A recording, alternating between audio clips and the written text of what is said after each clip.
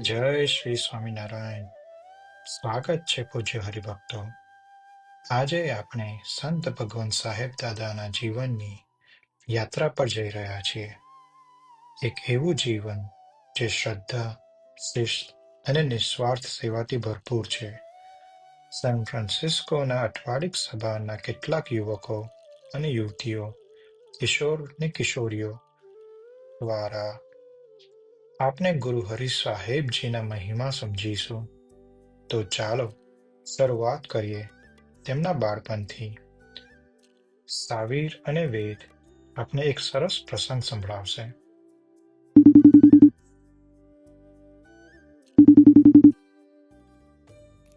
જય સ્વામિનારાયણ વેદ, કેમ છે તું? I miss you hear. જય સ્વામિનારાયણ સાવીર, હું બી તને મિસ કરું છું. તું બેસ્ટ પ્રસંગ કે છે. આજે સાહેબ દાદાની બર્થડે છે, તો તું મને એક સાહેબ દાદાની પ્રસંગ કહીશ? હા વેદ, આજે હું તને એક સરસ પ્રસંગ કહીશ. જેમ તું જાણે છે, સાહેબ દાદાનું બાળપણનું નામ જશુભાઈ હતું. તો જ્યારે જશુભાઈ એકદમ નાના હતા ને, ત્યારે રોજ સવારે એમના મમ્મી પૂજ્ય કમળાબા એમને મંદિર દર્શન કરવા મોકલતા. પણ એક વાત જરૂર કહેતા, ખાલી હાથ ના જતો. ભગવાન માટે નાનું તો નાનું, પણ કંઈ તો લેવું જોઈએ. એકદમ સાચી વાત. અને જશુભાઈએ તો આ વાત બહુ જ સિરિયસલી લીધી. રોજ સવારે કમળાબા જશુભાઈને 2 મુઠ્ઠી ચોખા આપતા અને જશુભાઈ એ લઈને મંદિર જવા દોડતા. તો પહેલા ક્યાં જતા? પહેલા તો મહાદેવ મંદિર જતા અને એક માની અડધી મુઠ્ઠી ચોખા ત્યાં ચઢાવતા. પછી માતાજી મંદિર જતા અને બીજી અડધી મુઠ્ઠી ચોખા ત્યાં ચઢાવતા. એમના પાસે એક ફૂલ મોટી ચોખા હજુ બાકી હશે. બિલકુલ સાચી વાત વેદ. અને એ ફૂલ મોટી ચોખા ક્યાં ચઢાવતા હશે? સ્વામિનારાયણ મંદિર. હા, એ એમના ફૂલ મુઠ્ઠી ચોખા સ્વામિનારાયણ મંદિરમાં જ ધરાવતા. આ તો રોજની રીત હતી, એક દિવસ પણ મિસ ના કરતા. રોજ ઊંઘમાં હોય કે પછી બિઝી હોય તો પણ? હા વેદ, રોજ સવારે કોઈ પણ પરિસ્થિતિ હોય, જશુભાઈ મંદિર જતા જ. વાહ, એ તો સાચો પ્રેમ છે ભગવાન પ્રત્યે. હા, જશુભાઈના દિલમાં તો એકદમ ભક્તિ ભરેલી હતી. વાત ચોખાની નથી વેદ, વાત છે ભગવાનને પ્રેમથી કંઈ પણ અર્પણ કરવાની. સાવીર, આ પ્રસંગ સાંભળીને મને લાગે છે હું સભામાં ભગવાન માટે પ્રસાદ કે ફૂલ લઈ જાઉં. વાહ, સરસ વિચાર છે વેદ. જશુભાઈની જેમ આપણે પણ ભગવાનને પ્રેમથી કંઈ અર્પણ કરવું જોઈએ. ભલે કંઈક નાનકડું હોય, પણ ભક્તિ સાથે અર્પણ કરીએ તો એનો ભાવ મોટો થઈ જાય. વાહ, નાની ઉંમરમાં જ જશુભાઈ સમજી લીધું કે ભગવાનની ભક્તિ સાથે શ્રદ્ધા અને પ્રેમ વિશેષ રાખવો જોઈએ. જેમ જેમ જશુભાઈ તેમની કિશોર અવસ્થામાં પ્રવેશ્યા, તેમ તેમ તેમને પણ બીજા બાળકોની જેમ પતંગ ચગાવવાની બહુ જ ગમતી. એક દિવસ યોગીજી મહારાજ તેમના ઘરે પધાર્યા અને આ મુલાકાતથી જશુભાઈના જીવનમાં એક મોટો બદલાવ આવ્યો. ચાલો હવે આપણે સુહાની, નિષ્ઠા અને દિયા પાસેથી આ પ્રસંગ સાંભળીએ.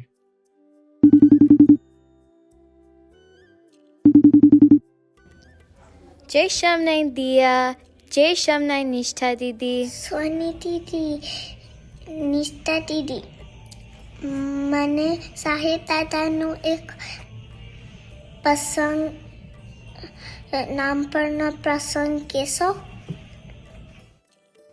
ઓફકોર્સ દિયા, તું જાણે છે કે સાહેબ દાદા જ્યારે 15 વર્ષના હતા ત્યારે શું થયું? આ વાત જસુભાઈ અને પતંગની છે. ને સાહેબ દાદાની વાત સાંભળવાની બહુ જ ગમે છે. આ એક સ્પેશિયલ પ્રસંગ છે કે કેવી રીતે એમના જીવનમાં એક મોટો બદલાવ આવ્યો. જસુભાઈ ત્યારે બિલકુલ નિષ્ઠા દીદીની ઉંમરના હતા. જસુભાઈને પતંગ ઉડાડવું બહુ ગમે. ઉત્તરાયણના દિવસોમાં તો એ આખો દિવસ છત પર પતંગ ઉડાડતા, સવારથી રાત સુધી. એમને જમવાનું પણ યાદ નહોતું આવતું. મને પણ પતંગ ઉડાડવી છે. હા, તું પણ પતંગ ફ્લાય કરજે. એક દિવસ યોગીજી મહારાજ જશુભાઈના ગામે આવ્યા અને એમનો જવાનો ટાઈમ થયો ત્યારે પણ જશુભાઈ પતંગ ફ્લાય કરતા હતા. યોગીજી મહારાજનું દર્શન કરવાનું બી ભૂલી ગયા. એક્ઝેક્ટલી. યોગીજી મહારાજે પૂછ્યું, જસુભાઈ ક્યાં છે?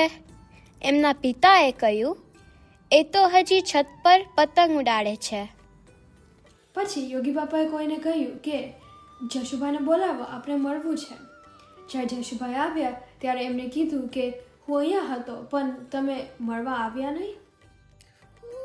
યોગી બાપાએ જસુદાદાને યાદ કર્યા. અને આ એક વાતથી યોગીજી મહારાજ એ તો જસુભાઈના જીવનમાં ગુરુની અનુવૃત્તિ જાણવાનો મહિમા સમજાવ્યો. યોગીજી મહારાજે કહ્યું, જ્યારે આપણા ગામમાં સાધુ પધાર્યા હોય ત્યારે પતંગ ચગાવવા ના જવાય. શું પતંગ ઉડાડવાની કઈ ખોટું નથી? તો યોગીજી મહારાજે એવું કેમ કર્યું?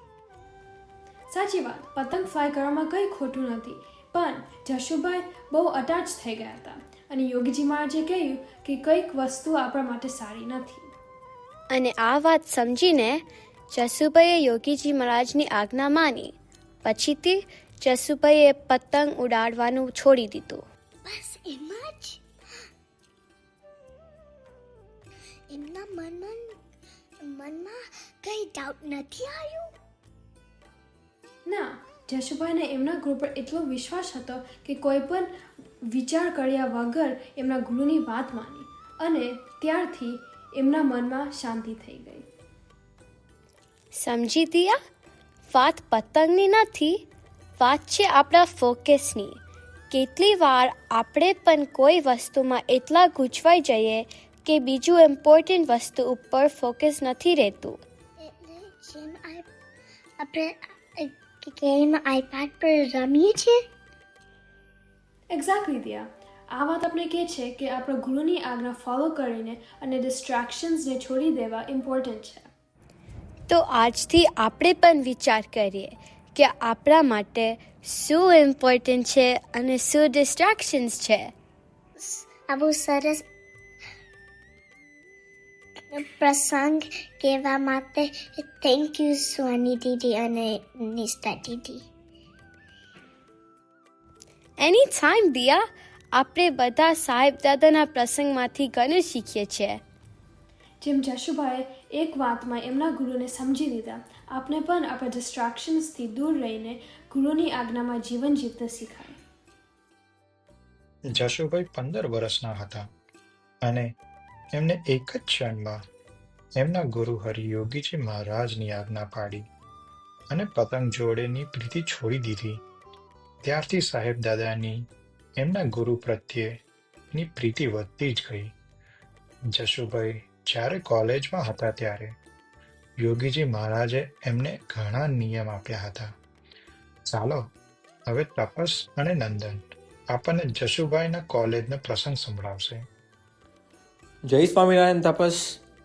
તપસ, તમે ક્યારેય જશુભાઈના કોલેજની વાત સાંભળી છે?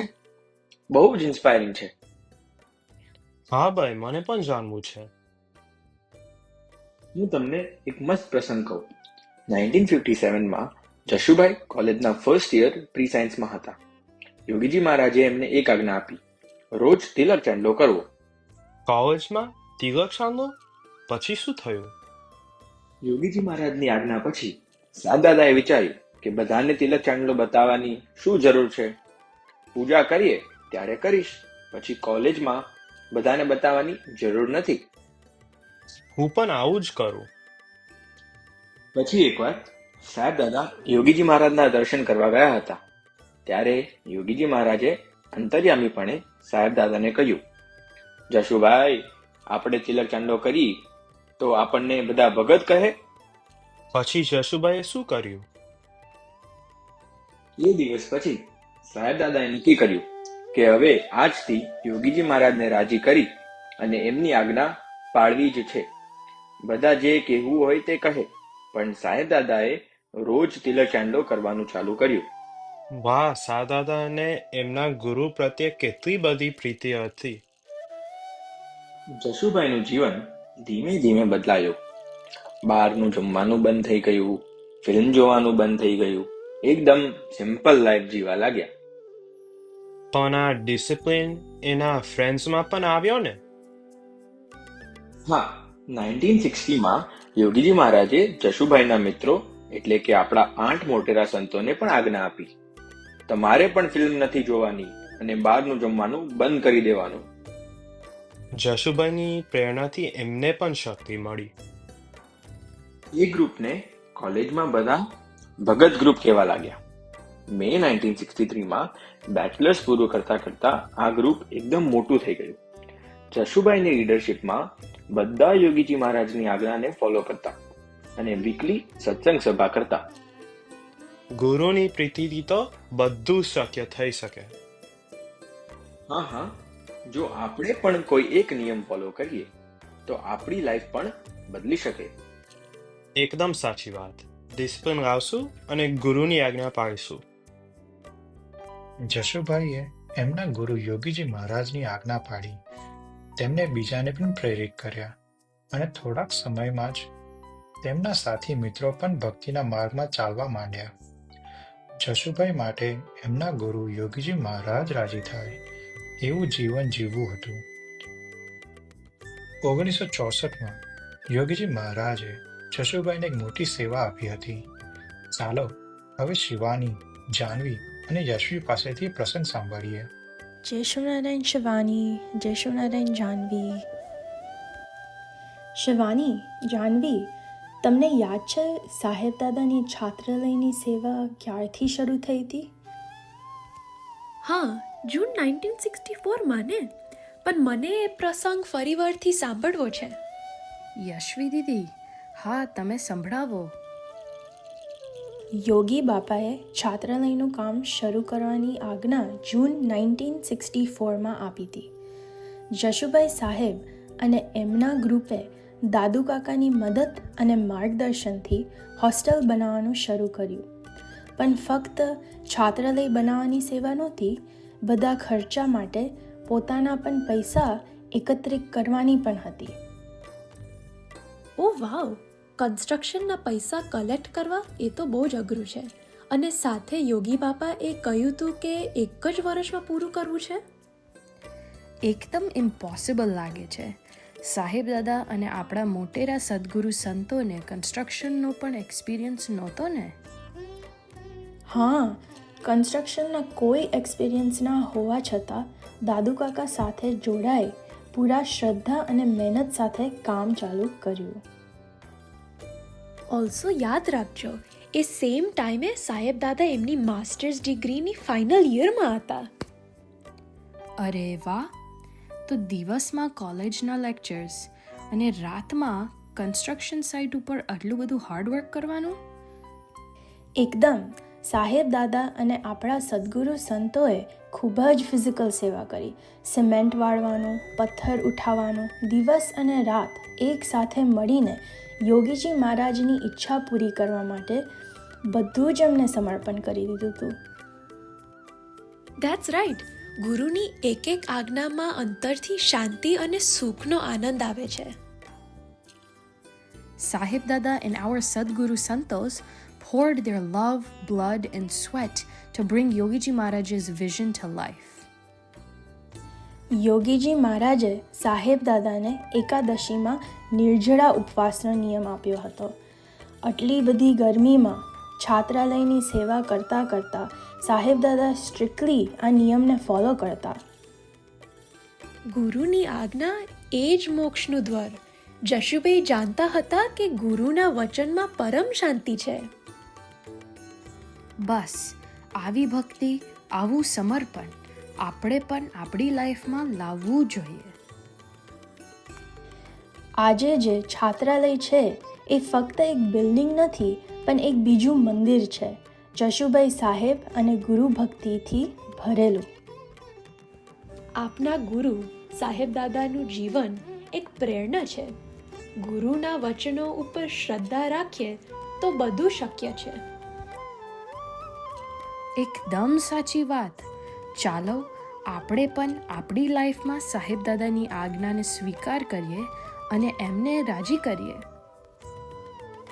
આપણે એમને પ્રાગટ્ય ઉત્સવ ઉપર પ્રાર્થના કરીએ, હે સાહેબ દાદા, અમે તમારી આજ્ઞા સારધાર પાડી શકીએ અને તમને રાજી કરીએ. સાહેબ દાદા અને આપના 8 સદગુરુ સંતો જે સેવા કરી એ તો ઇન્સ્પિરેશનલ છે. હવે આવી કઠિન પરિસ્થિતિમાં પણ એમનો એક જ ગોલ હતો કે મારા ગુરુ યોગીજી મહારાજને રાજી કરવા છે. થેન્ક યુ સાહેબ દાદા.